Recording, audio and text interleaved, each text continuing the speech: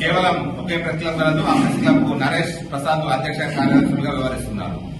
ఈ మధ్య వేరే ప్రెస్ క్లబ్లు వస్తున్నాయని చెప్పేసి అన్నారు. అవన్నీ కూడా ఫేక్ అని చెప్పేసి మెదక్ ప్రెస్ క్లబ్ నుంచి నిర్ధారిస్తూ హెచ్చరిస్తున్నాం. వారిని కూడా వీరంతా కూడా నిజమైన జర్నలిస్టులు కాదు. వీరిని మెదక్ జిల్లాలో ఏ అధికారులు గాని, వ్యాపారస్తులు గాని, రాజకీయవేత్తలు గాని ఎవరు కూడా నమ్మకూడదని చెప్పేసి మెదక్ ప్రెస్ క్లబ్ తరఫున విజ్ఞప్తి చేస్తున్నాం. మెదక్ లో కేవలం ఒకే ఒక ప్రెస్ క్లబ్ కలదు. అదే Medak journalist working journalist press club మాత్రమే.